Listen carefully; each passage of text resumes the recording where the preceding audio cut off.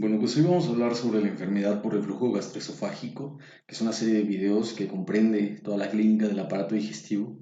Y bueno, eh, esta es una enfermedad bastante frecuente que no solamente es vista por el gastroenterólogo, sino por el médico general, y que tiene una prevalencia global variable que suele ser bastante alta. Entonces, pues la información es hasta mayo del 2020.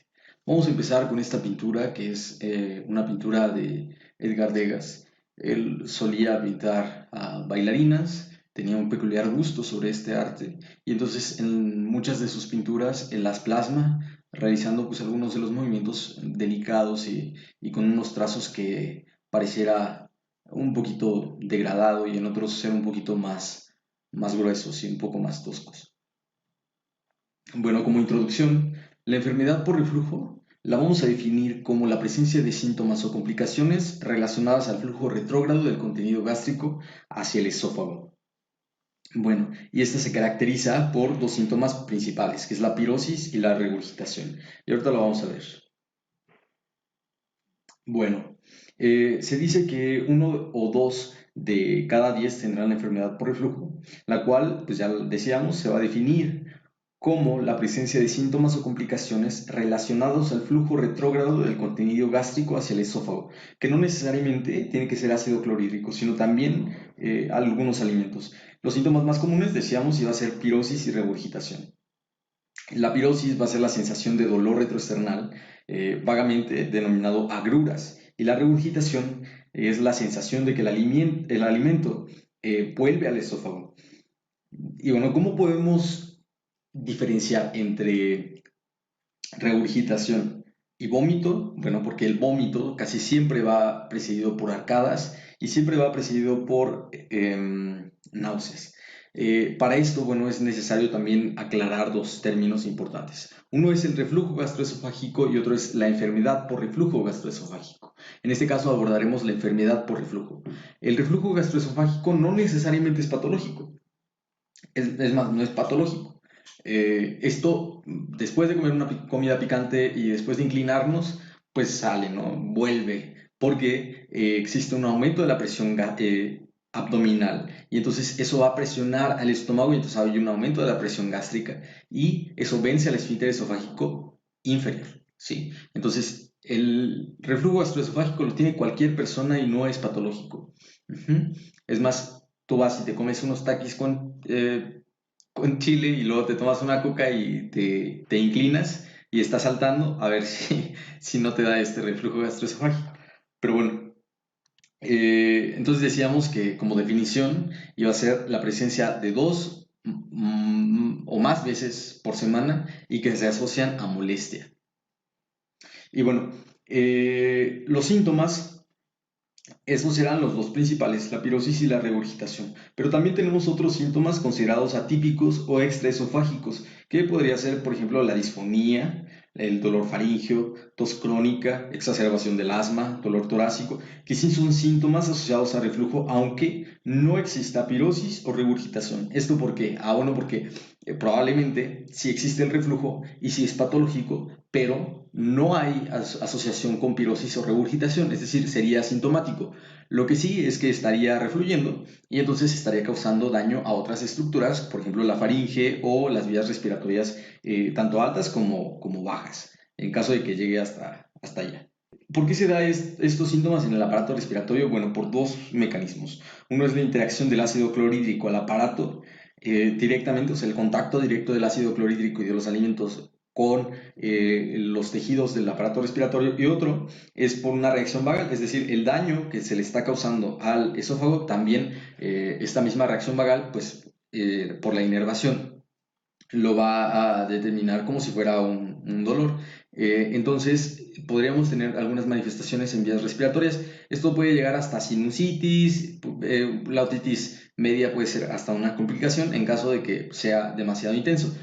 Es importante también decir que muchos de los pacientes llegan hasta sentir este contenido hasta la boca y entonces esto puede erosionar a los dientes, con lo cual habría un desgaste de las capas, por ejemplo el esmalte, ¿no? Habría una erosión del esmalte. Bueno, Históricamente, la enfermedad ha tenido una evolución en relación a la fisiopatología. A partir de 1935, cuando se identificó la esofagitis, y esto, bueno, se determinó que era resultado del reflujo mediante autopsias.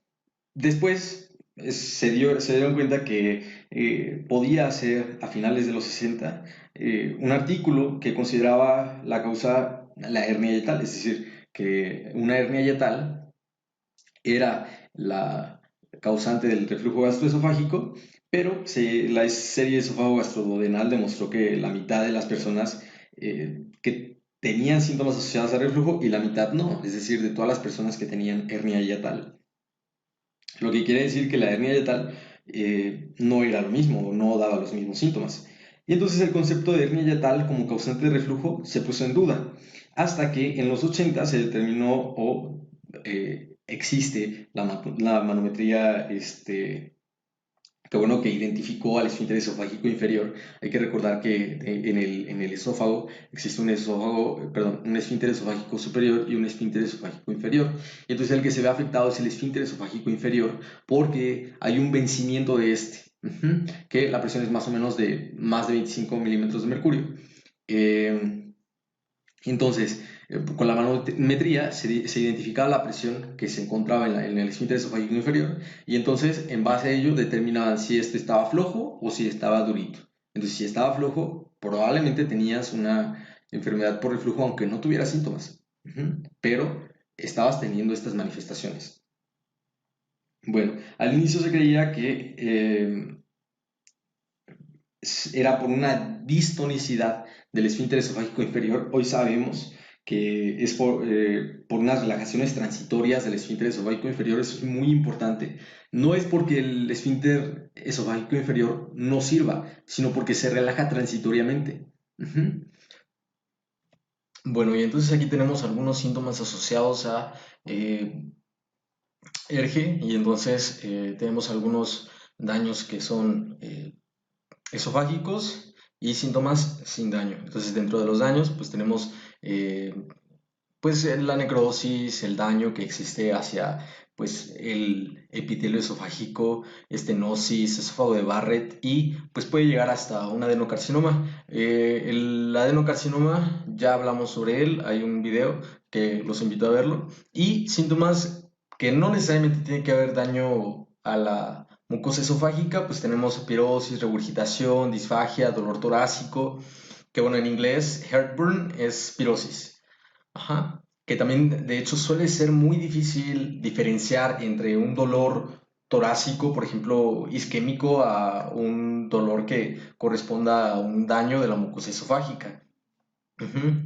Bueno, y extraesofágicos, bueno, tos crónica, laringitis, exacerbación del asma, erosión de las capas dentales, el esmalte principalmente, y otros faringitis, sinusitis, otitis media y fibrosis pulmonar idiopática, ¿no? Por un daño directo hacia pues estas regiones. Bueno, y dentro de la fisiopatología, pues es multifactorial, ¿no? Pero tiene que ver mucho la presión del esfínter esofágico, que es el más importante. Ya quedamos que las relajaciones transitorias es el elemento fundamental. Antes se creía que era una dismotilidad, hoy sabemos que no, que es las relajaciones transitorias, que es el primer mecanismo al cual se asocia.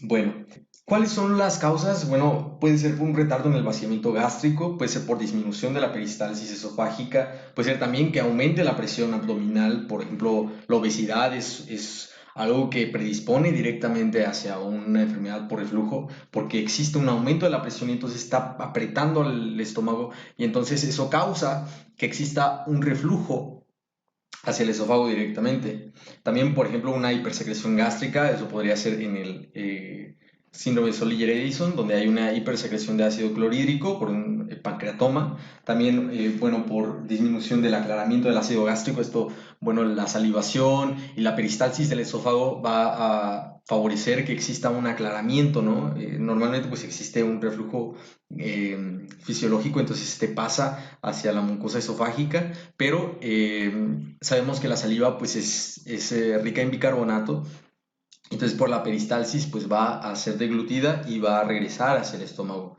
donde pues ya existe esta protección por parte de la mucosa que es más especializada y que pues la función del esófago no es estar pues en contacto con el ácido clorhídrico de manera normal. Bueno, la bolsa ácida es un término que se asocia a que luego de comer el ácido clorhídrico queda en la parte superior del estómago. Ujú, cercano al cardias, sí, muy cercano aquí. Pero cuando la bolsa ácida es de mayor tamaño, cuando está más cercano a la unión gastroesofágica, esta pasa hacia el esófago de manera frecuente. Es decir, con un eructo sale el ácido clorhídrico y entonces esto va a erosionar. La bolsa ácida es un término pues, actual que se ha estado manejando, pero que también importa. Ujú. Bueno, la serostomía o Sjögren es poco frecuente y bueno, se ha considerado que el Helicobacter pylori es un factor protector en la enfermedad por reflujo porque pues esto disminuye la secreción de ácido clorhídrico. Esa principalmente se localiza en el fondo gástrico, perdón, en el antro gástrico, y entonces ahí va a causar una atrofia de las glándulas parietales, lo cual va a disminuir la secreción gástrica y entonces va a tener un pH más alcalino, lo cual pues estaría protegiendo a esta región del esófago que pues, normalmente está dañada por el contacto con el ácido. Bueno, también la cronicidad de la infección por Helicobacter pylori es cierto que predispone a una atrofia gástrica bueno, también predispone al adenocarcinoma gástrico. Claro, si tú tienes un paciente que tiene ERGE y que tiene Helicobacter pylori, ¿se la quitas? No, porque en este caso pues, se considera un factor protector. También es importante decir que el Helicobacter pylori presente en todos los sujetos pues, no predispone al cáncer gástrico, es decir, necesita haber muchos factores que lo predispongan. Es decir, también muchas personas, o bueno, aquí en México la gran cantidad de la población está infectada por Helicobacter pylori y es algo que se sabe. Entonces, no todos tenemos, incluso la incidencia de cáncer gástrico aquí en México, pues es muy baja. Tiene que estar ciertos factores para que exista una predisposición directa. Entonces decíamos que la hernia hiatal y la relajación transitoria eran dos fenómenos importantes, es decir, en la hernia hiatal sí predispone al reflujo gastroesofágico y la relajación transitoria es el principal mecanismo, pero estos dos cuando coexisten, pues va a tener más síntomas. Si solamente se tiene la hernia hiatal, pero tenemos un esfínter esofágico, pues chido, no va a haber este reflujo patológico. Ujú. Pero si se asocian, va a haber más síntomas. Es decir, pueden coexistir, pero no necesariamente tiene que haber hernia hiatal para que exista el reflujo. Ujú. A fuerza tiene que haber una relajación transitoria para que exista el reflujo patológico. Bueno, es también, ya sabemos que estos dos actúan en conjunto, el esfínter esofágico inferior y el pinzamiento de la arcada crural. Y bueno, por eso los dos actúan en conjunto, pero si le quitamos la hernia hiatal, de igual manera no va a haber reflujo. Pero si quitamos los dos, sí va a haber y con más síntomas. Bueno, también algunas cirugías gástricas como la BIRCROT 2 retarda el vaciamiento gástrico y entonces el ácido biliar pasa al esófago y eso se denomina reflujo no ácido. Ujú. Bueno, ¿cómo vamos a hacer el diagnóstico? Ya decíamos que tienen que ser síntomas asociados más de 2 veces por semana y que se tienen que evaluar la respuesta al tratamiento. Eso es muy importante. Al menos aquí en México eso es lo que se hace. Y bueno, también hay que clasificar qué es un antiácido y qué es un antisecretor. Un antisecretor es la inhibición de bomba de protones, por ejemplo el omeprazol, el pantoprazol. ¿Qué es lo que va a hacer? Van a bloquear la transferencia de iones hidronio para que no se combine con el cloro y de esa manera no haya ácido clorhídrico. Un antiácido va a ser una sustancia exógena que se va a administrar y que de alguna manera sí alcaliniza el pH. Por ejemplo, el bicarbonato o el Melox, por ejemplo. Pero, ¿cuál es la principal desventaja? Que las células G van a identificar que existe un aumento de la alcalinidad en el estómago, entonces van a secretar gastrina, que es el principal estímulo para la secreción de ácido clorhídrico. Por lo tanto, después se vuelve a regular y vuelve a ser ácido. Entonces, esto solamente funciona durante un periodo de tiempo corto. En cambio, pues, la bomba de protones, no. Bueno, el diagnóstico lo podemos hacer en base a dos consensos. Uno es el de Lyon y otro es el de Porto. Ya sabemos que una prueba diagnóstica se evalúa en base a la sensibilidad y a la especificidad y cuando nosotros tenemos únicamente los síntomas, de pirosis y regurgitación, podríamos tener o podríamos utilizarlo como un diagnóstico. Pero esto solamente tiene una sensibilidad del 77% y una especificidad del 40%. Es decir, digamos, sí puede ser reflujo gastroesofágico, pero eso no te dice qué enfermedad es. Es decir, hay una gran cantidad de falsos negativos y de falsos positivos. Cuando lo evaluamos con una respuesta terapéutica, que ya decía que es lo que más comúnmente se hace, la sensibilidad aumenta hasta el 90% y la especificidad hasta el 70%. Y bueno, hay términos, por ejemplo, la pHmetría con impedancia y la endoscopía, pero eso solamente lo vamos a utilizar en algunos casos, no en todos. Es decir, llega una paciente y me dice que tiene pirosis y regurgitación, le digo, ok, entonces le administro inhibición de la bomba de protones. Si mejora, qué bueno, sí, probablemente era. Y si no responde, bueno, entonces vamos a ver que probablemente es otra cosa. ¿Por qué no se hace? Bueno, porque la endoscopía no está indicada para todos, la pHmetría pues está muy cara y pues 22, 24 horas con ese sensor del pH no es algo que esté muy, digámoslo, bonito. Entonces, en la clínica se evalúa en base al cuadro clínico y a la respuesta terapéutica. Uno puede establecer el diagnóstico con pirosis 2 o más veces por semana, pero aumenta la especificidad cuando el paciente responde al tratamiento. En el consenso de Lyon dice que se tiene que hacer más estudios porque probablemente sea otra causa. En la práctica, si responde al IBP, ¿para qué hacemos algo más? Según Lyon, el diagnóstico se debería realizar con cuadro clínico, impedancia, pHmetría y endoscopía. Las lesiones se observarían, por ejemplo, estenosis péptica, esofagitis y bueno, esófago de Barrett. Pero estas solamente se limitan a pacientes que tienen, o bueno, la endoscopía se limita únicamente a todos los pacientes que tengan pues signos de alarma. Los pacientes con ERGE solo tienen un tercio de esofagitis. Entonces, aunque nosotros quisiéramos hacer la endoscopía, pues aún así nosotros no tendríamos datos, pues, en 2 tercios. Entonces solamente pues haríamos gastar al paciente y probablemente pues nada más por gusto de investigar y la verdad es que muchos pues no lo necesitan. El consenso de Lyon dice que se puede establecer por pHmetría o impedancia con más de 6% de exposición a ácido o más de 80 episodios de reflujo durante las 24 horas. En la práctica no se realiza ya que el costo pues, es más de 10,000 pesos mexicanos. Si no responde el paciente a los IVPs, lo primero es doblarle la dosis por al menos 8 semanas. Se debe plantear que en la pHmetría con impedancia puede tener un reflujo patológico más síntomas, es decir, podemos tener reflujo fisiológico más síntomas, esto sería un esófago sensible, o reflujo patológico y sin síntomas, que sería un reflujo asintomático. Bueno, y aquí tenemos el manejo. Tenemos primero un paciente con síntomas típicos y sin síntomas de alarma o señales de alarma. Y si responde a la terapia empírica de la inhibición de bomba de protones, probablemente era enfermedad por reflujo y continuamos con la terapia. Pero si tiene síntomas de alarma, entonces hacemos la endoscopía y si evidenciamos reflujo, y si responde a la terapia antirreflujo, continuamos con el tratamiento empírico. Si no se evidencia, si no responde a la terapia antirreflujo, entonces hacemos la terapia ambulatoria con pHmetría y con impedancia. Entonces aquí vemos si existe enfermedad por reflujo. Sí, se evidencia reflujo. Si no se evidencia, probablemente es otra cosa. Y pues nada más algunas dietas y estilos de vida que es necesario recomendar al paciente. Que bueno, se eviten aquellos alimentos que probablemente provoquen mayor acidez, que puedan causar reflujo gastroesofágico. También en el estilo de vida, cesar el tabaquismo, reducción de el peso, reducir el consumo de alcohol.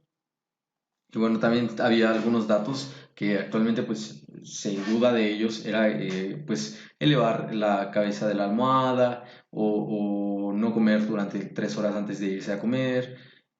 Entonces, pues esto solamente son recomendaciones. Y bueno, pues esta es la pirosis, que es el dolor retroesternal, que bueno, principalmente pues está asociado a enfermedad por reflujo.